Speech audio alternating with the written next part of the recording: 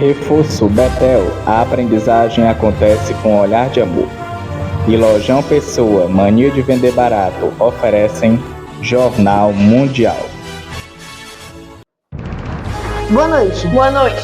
A Anatel investiu com um alerta falso de terremoto enviado pelo Google, que assustou paulistas e cariocas. A empresa pede desculpas pela advertência. Fortes chuvas causam alagamentos e estragos com ventania e queda de granizo no Paraná. E em Minas Gerais, deixa ruas alagadas e causa transtornos com carros parcialmente submersos. A inflação dos Estados Unidos sobe em 3% em janeiro e aumenta a pressão sobre o Federal Reserve. Capivaras são tingidas de verde após uma proliferação de bactérias na Argentina. 3 reféns israelenses são libertados pelo Hamas em troca de prisioneiros palestinos. O Japão utilizará reservas estratégicas para conter o preço alto do arroz. Em meio minuto no Jornal Mundial.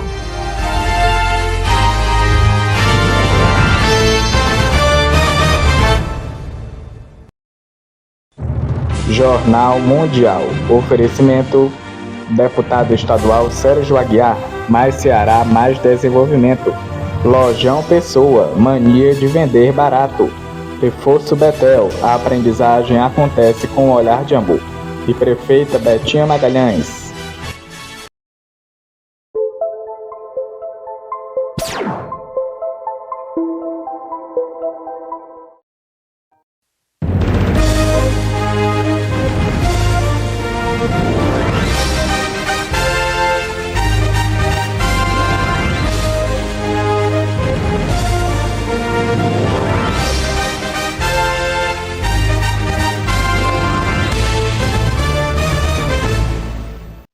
A inflação dos Estados Unidos subiu a 3% em janeiro e aumentou a pressão sobre o Federal Reserve. O índice de preços ao consumo subiu pelo 4º mês consecutivo em janeiro nos Estados Unidos. De acordo com o Departamento do Trabalho, o IPC ficou em 3% em 12 meses, uma ligeira alta em relação aos 2,9% de dezembro. Esse número está acima dos 2,8% esperado pelos economistas ouvidos pelo Dow Jones Newswires e The Wall Street Journal. O presidente Donald Trump atribuiu a alta da inflação ao seu antecessor democrata Joe Biden. Os dados provavelmente alimentarão os pedidos para que o Federal Reserve mantenha suas taxas entre 4,25% e 4,50%, à espera de que os preços cedam. O Fed tem como objetivo uma inflação em longo prazo de 2%, medido com um indicador de inflação diferente. Baixar taxas significa baratear o crédito e, com isso, liberar o consumo e o investimento, o que alimenta a dinâmica da economia. A chamada inflação anual subjacente, que exclui os preços voláteis da alimentação e energia, ficou em 3,3%. Em termos mensais, a inflação aumentou 0,5% em janeiro e 0,3%, excluindo alimentos e energia. Fortes chuvas estão causando alagamentos e estragos em Curitiba, região metropolitana e o litoral do Paraná. Vamos saber de mais detalhes com o João Pedro Ferreira. Boa noite, João. Que situação, hein? Olá, boa noite, Victória, João Jaime e a todos que assistem ao Jornal Mundial. Bom, as informações que eu trago são que fortes chuvas nesta quinta-feira, dia 13, em Curitiba, na região metropolitana e no litoral, causam alagamentos e estragos depois de muita ventania e queda de granizo. Na manhã desta quinta, o Instituto Nacional de Meteorologia havia emitido um alerta de perigo potencial de chuvas intensas para todas as cidades do Paraná. No bairro Novo Mundo, um morador gravou imagens da chuva de granizo na região. Os bairros Batel, Rebouças e Centro tiveram desligamentos de energia, de acordo com a Copel. Os veículos que passavam pelo cruzamento entre a Avenida Marechal Floriano Peixoto, Avenida Visconde de Guarapuava e Rua Emiliano Perneta, no centro, tiveram dificuldade de circular pelo trecho devido ao alagamento na via. Quem transitou pela Avenida São Luís com a Rua Chichorro Júnior, no Cabral, teve a mesma dificuldade. Na capital, choveu um acumulado de 17,2 milímetros em 15 minutos, segundo o Sistema de Tecnologia e Monitoramento Ambiental do Paraná. Até 18h30, o acumulado era de 39,2 milímetros. O capitão da Defesa Civil, Marcos Vidal da Silva Júnior, pediu atenção a pessoas que estão no litoral. Volto com vocês aí do estúdio, Victória e João. Um bom domingo. Muito obrigado pelas suas informações. Um bom domingo para você. Capivaras do rio Uruguai ficaram verdes após a proliferação de bactérias na Argentina. Os especialistas alertam os riscos ao meio ambiente e os humanos. Estas capivaras ficaram verdes. Esta é uma das consequências da proliferação de cianobactérias na margem argentina do rio Uruguai, que também provocou um cheiro terrível no ambiente e a mortandade de peixes. Estes micro-organismos são cianobactérias, também chamadas de algas verdes azuladas, que começam a se reproduzir com muita velocidade, nestas condições favoráveis, a ponto de serem vistas na superfície ou poderem regular a flutuação. São bactérias fotossintéticas que precisam da luz do sol para fazer a fotossíntese. Vão à superfície e, pelos pigmentos que têm, geram uma coloração na água verde azulada. A chegada das cianobactérias na fronteira entre Argentina e Uruguai se repete a cada ano com maior intensidade e especialistas atribuem isso ao aquecimento global. A isso se soma o impacto da atividade humana sobre os sistemas aquáticos perto das zonas urbanas e os derivados da exploração agropecuária. Todos os organismos que vivem aí Todos os organismos que vivem ali, por exemplo, as capivaras, ficaram desta cor porque as bactérias grudam na pele. E o que acontece? Muita coisa, geram odores desagradáveis e problemas para o turismo. Esto pasa en todo lado del mundo donde se dan este tipo de floraciones. Em altas concentrações, as cianobactérias podem ser destrutivas e até se tornarem tóxicas com riscos para os humanos, a quem é recomendado evitar o contato. Neste caso, esta espécie que se encontra aqui pode produzir toxinas e sim, seria perigoso tanto para o ser humano quanto para a biota que vive na água ou da água. O especialista detalhou que uma exposição leve a este tipo de bactéria pode causar problemas de dermatite ou, em caso de contato da mucosa com a água, sintomas parecidos com a gripe, como diarreia, vômitos ou dor de cabeça. Um juiz federal bloqueou temporariamente o congelamento do financiamento dos programas de ajuda e desenvolvimento dos Estados Unidos, ordenado pelo governo do presidente Donald Trump. Documentos judiciais obtidos pela agência France Press nesta sexta-feira mostram que um juiz federal paralisou temporariamente o bloqueio de programas de ajuda e desenvolvimento dos Estados Unidos. O juiz Amir Ali, nomeado por Joe Biden em novembro, proibiu a administração do presidente Donald Trump de suspender, pausar ou impedir de qualquer outra forma os fundos de ajuda estrangeira. Em um movimento muito criticado, o republicano suspendeu o financiamento da ajuda externa, ordenou que milhares de funcionários internacionais retornassem aos Estados Unidos e começou a cortar força de trabalho da USAID, um plano de redução de 10 mil funcionários para apenas 300. A nova decisão judicial também impede o governo de emitir, implementar, aplicar ou tornar efetivas, de outra forma, rescisões, suspensões ou ordens de suspensão de trabalho relacionadas com os contratos existentes a partir de 19 de janeiro de 2025.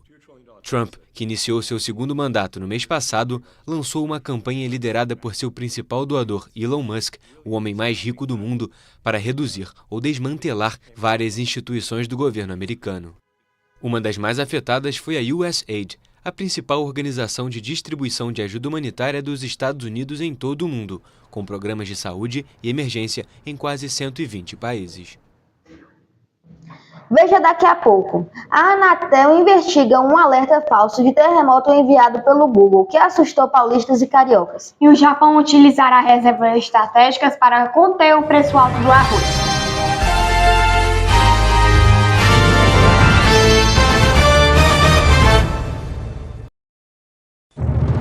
Jornal Mundial é patrocinado por Prefeita Betinha Magalhães, Deputado Estadual Sérgio Aguiar, Mais Ceará, Mais Desenvolvimento. Reforço Betel, aprendizagem acontece com um olhar de amor. E Lojão Pessoa, mania de vender barato.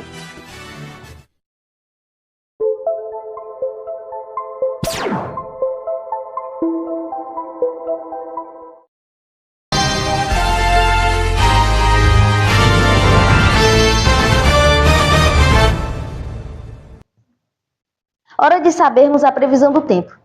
Boa noite, Marcelo. O que você traz?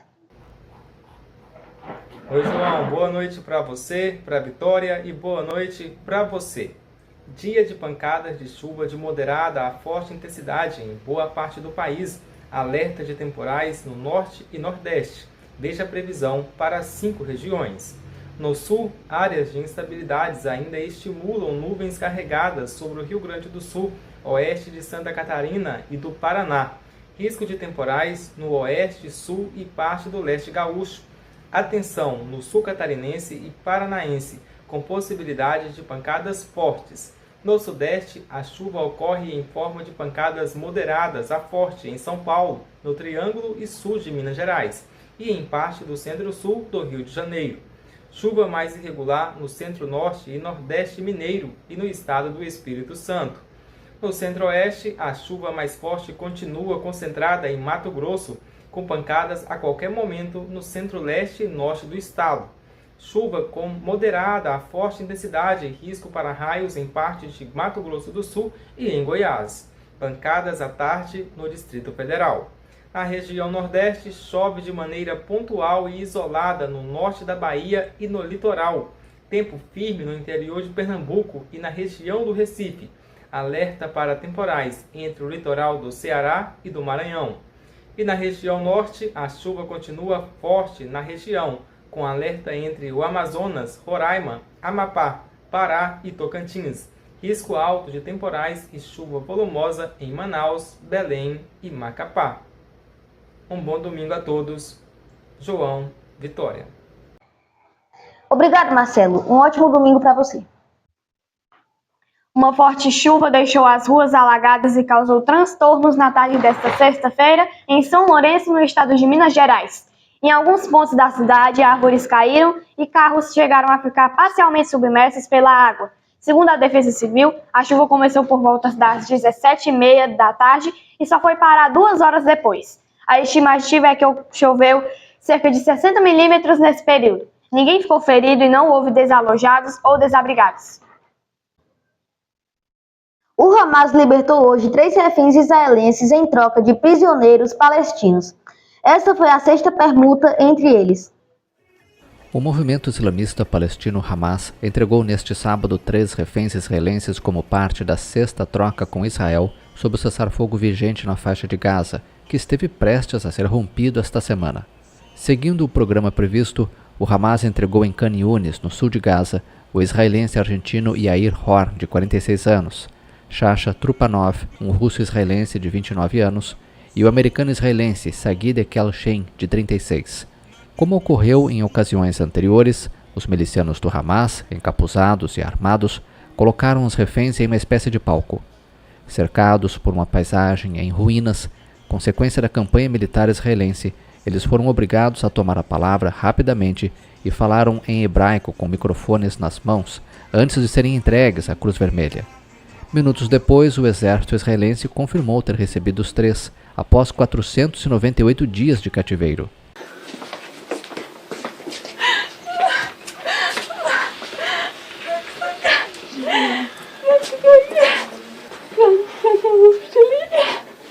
Em troca deles, Israel deve libertar, também neste sábado, 369 presos palestinos.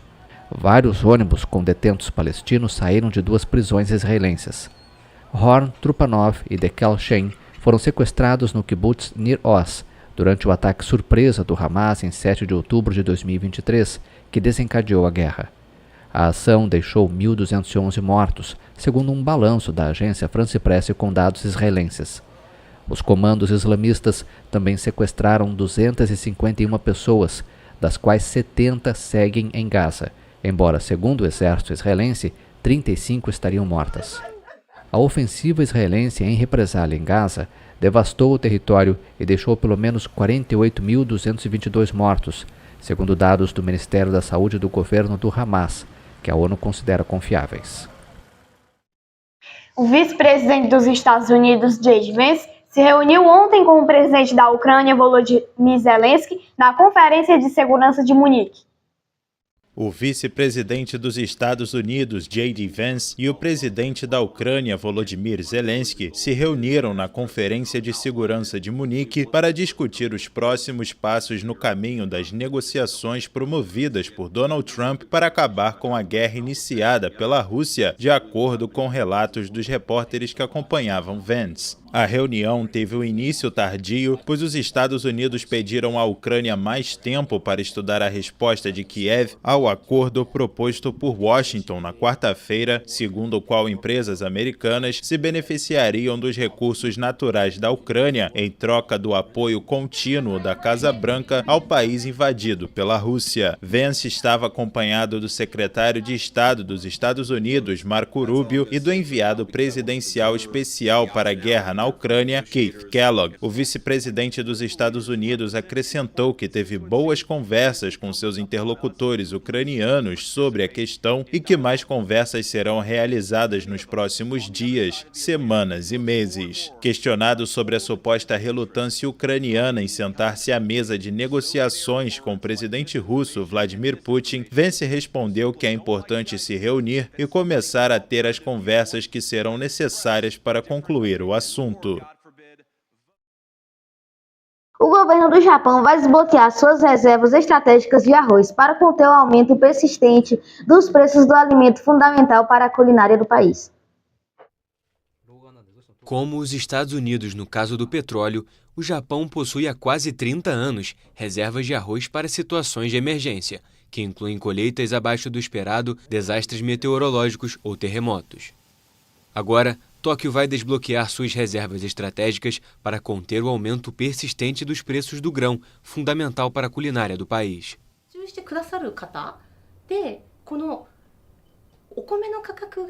Alguns dos meus clientes de serviço de buffet não sabem o quanto o preço do arroz aumentou. Eles podem ter ouvido as notícias sobre o preço do arroz, mas podem não saber exatamente quanto aumentou. Então, quando eu digo a eles que subiu mais de 30%, eles ficam realmente surpresos.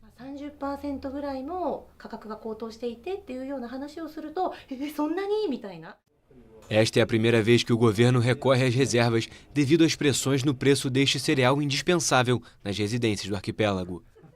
Uma colheita ruim em 2023 e problemas nos circuitos de distribuição em 2024 provocaram uma alta do preço do arroz em dezembro, de 64,5% em ritmo anual, um recorde em quase meio século.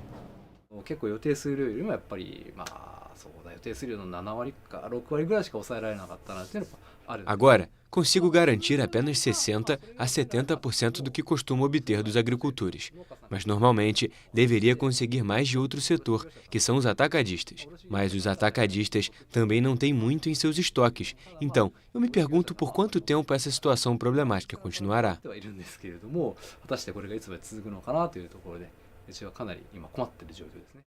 Segundo o relatório governamental divulgado este mês, o preço médio final de um saco de 5 quilos era de 3.688 ienes, R$ 138, contra 2.023 ienes, R$ 76 um ano atrás. Sempre que vou ao supermercado ou restaurantes, sinto que os preços do arroz estão ficando mais altos.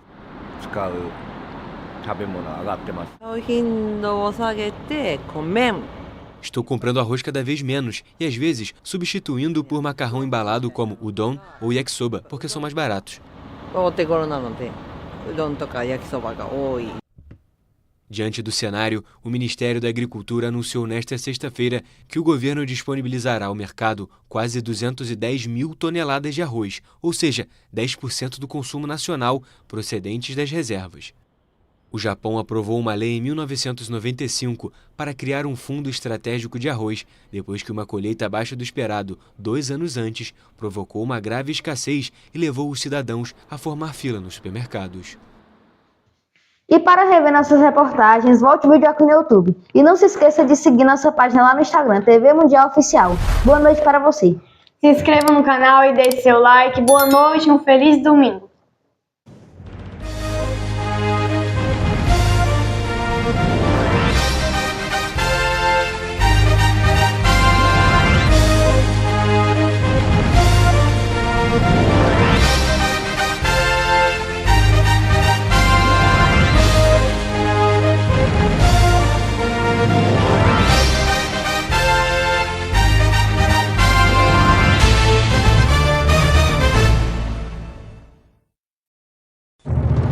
Jornal Mundial é patrocinado por Prefeita Betinha Magalhães, Deputado Estadual Sérgio Aguiar, Mais Ceará, Mais Desenvolvimento. Reforço Betel, aprendizagem acontece com um olhar de amor. E Lojão Pessoa, mania de vender barato.